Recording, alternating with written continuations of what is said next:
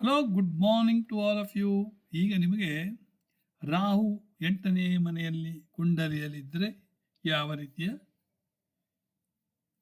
ಆತಂಕ, ಕುತೂಹಲತೆ ಇರ್ತದೆ ಅನ್ನೋದ್ರ ಬಗ್ಗೆ ಮಾತನಾಡ್ತಾ ಇರಬೇಕನ್ನೋ ಒಂದು ಆಸೆ ಆಯಿತು. ಕಾರಣ ನನ್ನ ಜಾತಕದಲ್ಲಿ ರಾಹು 8ನೇ ಮನೆಯಲ್ಲಿ. ನೋಡಿ, ರಾಹು ಕೇತು ಮೇಲ್ಫಿಕ್ ಪ್ಲಾನೆಟ್ಸ್, ಅಶುಭ ಗ್ರಹಗಳು. ಅದರ ಜೊತೆಗೆ ಮಂಗಲ್, ಶನಿ ಸೇರ್ತಾರೆ, ಸೂರ್ಯನೂ ಸೇರ್ತಾರೆ. ನೀವೆಲ್ಲರೂ ಸೂರ್ಯ ಶುಭ ಗ್ರಹ ಅಂತ ತಿಳ್ಕೊಂಡಿದ್ರೆ ತಪ್ಪು. ಸೂರ್ಯ ಬೆಂಕಿ. ಸೂರ್ಯ ಮಂಗಲ್ ಎಲ್ಲರೂ 7ನೇ ಮನೆಯಲ್ಲಿದ್ದರೆ ಅಂಥವರಿಗೆ ಡೈವರ್ಸ್ ಅಥವಾ ಮದುವೆ ಬ್ರೇಕ್ ಗ್ಯಾರಂಟಿ ಅಂತ ತಿಳ್ಕೊಳ್ಳಿ. ಓಕೆ, ಅವರೆಲ್ಲಾದರೂ ಕುಂಭ ವಿವಾಹ ಮಾಡದೇ ಇದ್ದರೆ ಅವರ ಅವಸ್ಥೆ ದೇವರೇ ಗತಿ. ಓಕೆ, ಈಗ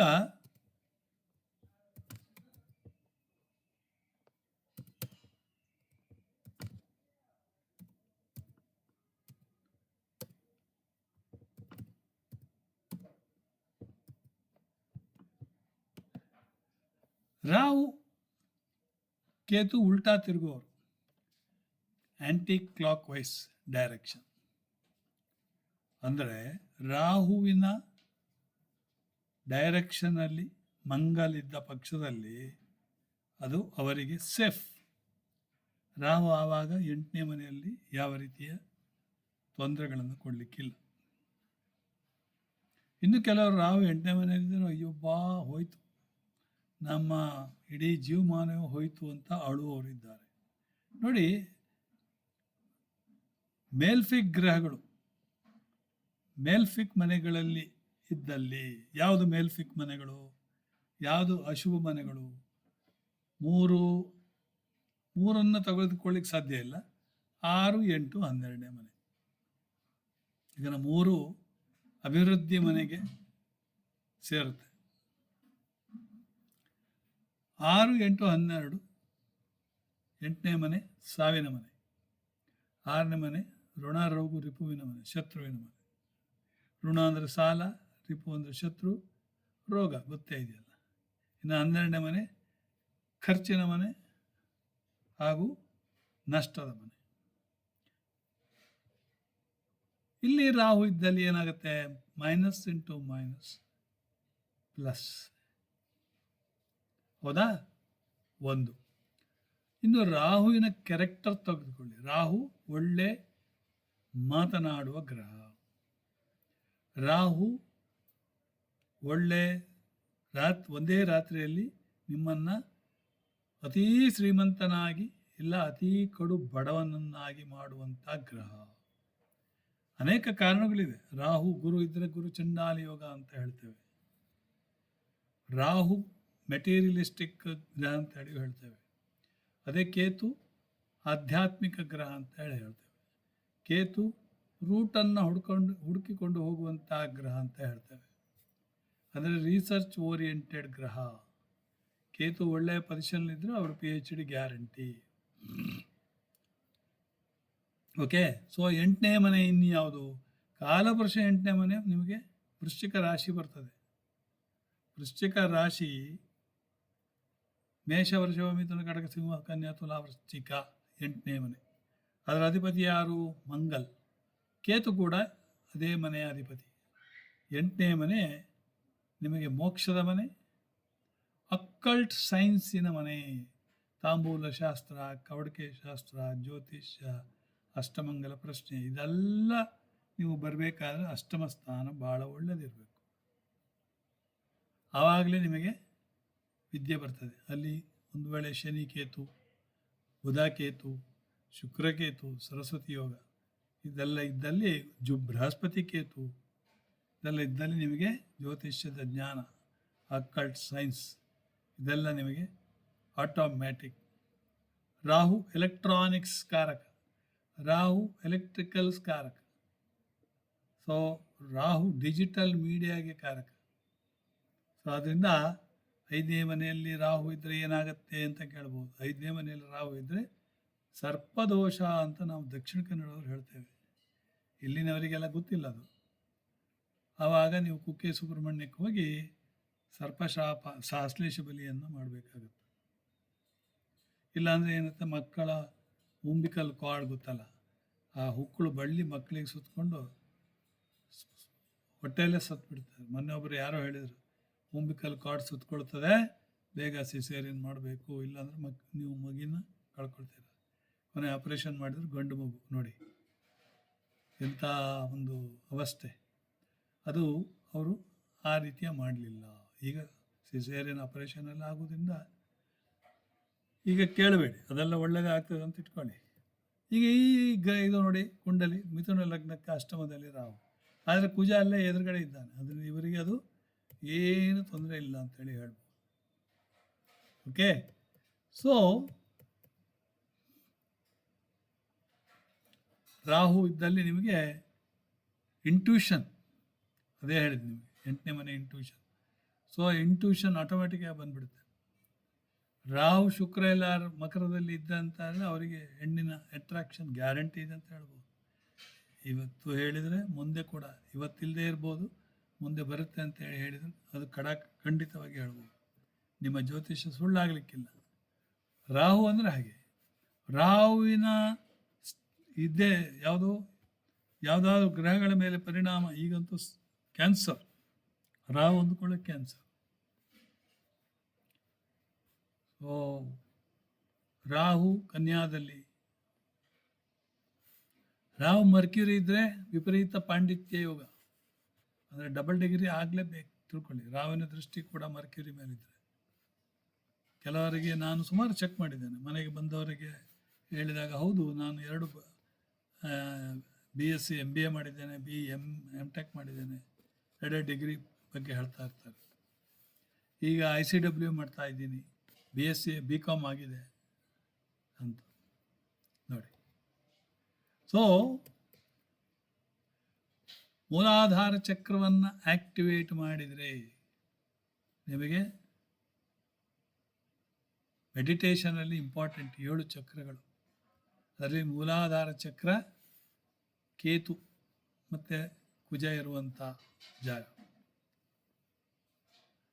ಮೂಲಾಧಾರ ಚಕ್ರವನ್ನು ಆ್ಯಕ್ಟಿವೇಟ್ ಮಾಡಿದರೆ ಅದು ಮೇಲ್ಮುಖವಾಗಿ ಬಂದು ಸ್ವಾಧಿಷ್ಠಾನಕ್ಕೆ ಹೋಗಿ ಮಣಿಪುರಕ್ಕೆ ಬಂದು, ಮಣಿಪುರದಿಂದ ಅನಾಹತ್ ಚಕ್ರ ಹೃದಯ ಚಕ್ರಕ್ಕೆ ಬಂದು, ಅಲ್ಲಿಂದ ವಿಶುದ್ಧ ಚಕ್ರಕ್ಕೆ ಹೋಗಿ ಗಂಟಲ ಹತ್ರ, ಆಮೇಲೆ ಆಜ್ಞಾ ಚಕ್ರಕ್ಕೆ ಬಂದು, ಕೊನೆಯಲ್ಲಿ ಸಹಸ್ರಾರ ಚಕ್ರಕ್ಕೆ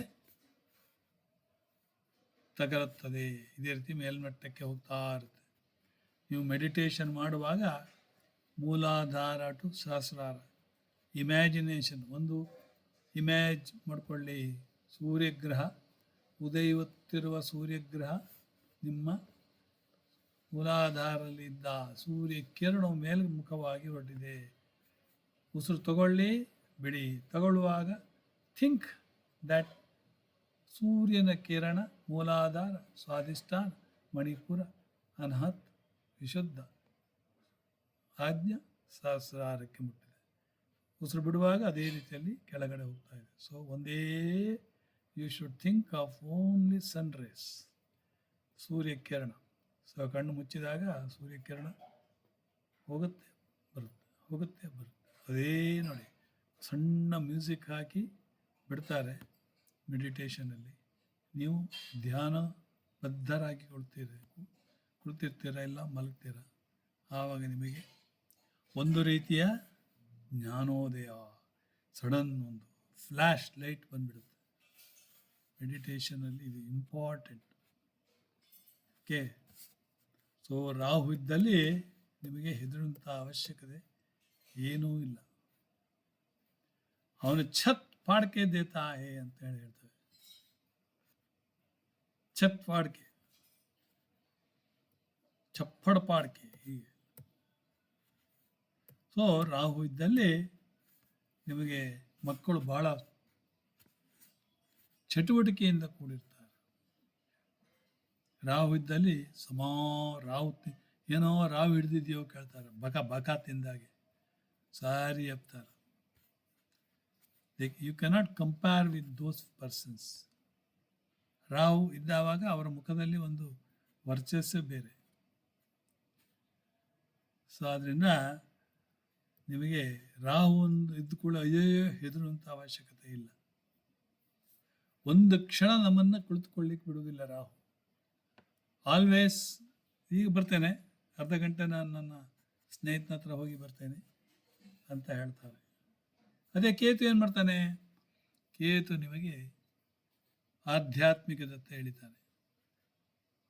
ಕೇತು ಮಹಾದಶದಲ್ಲಿ ನೋಡಿ, ಬೇಕಾದರೆ ಆಟೋಮೆಟಿಕ್ ಆಗಿ ನೀವು ಧ್ಯಾನ, ಮೆಡಿಟೇಷನ್ ಇದೆಲ್ಲ ಕಲೀಲಿಕ್ಕೆ ಶುರು ಮಾಡ್ತೀರ. ನಿಮ್ಮ ದಶಾಭಕ್ತಿ ನೋಡಿದರೆ ಅದೇ ಆಗಿರುತ್ತೆ.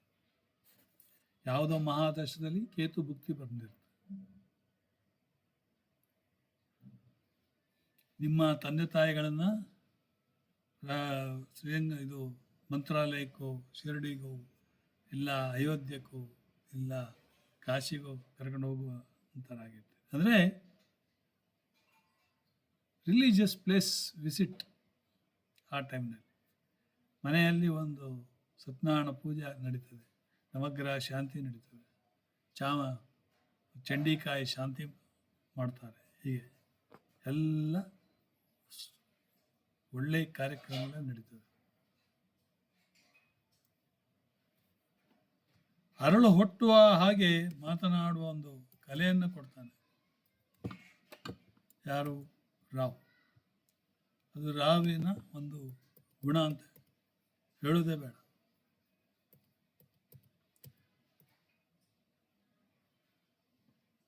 ಆಯ್ತಾ? ಸೊ ರಾಹು ಅಂದರೆ ಕೂಡ ನೀವೆಲ್ಲ ಅಯ್ಯಯ್ಯೋ ಅಂತ ಹೇಳುವ ಅಗತ್ಯ ಇಲ್ಲ.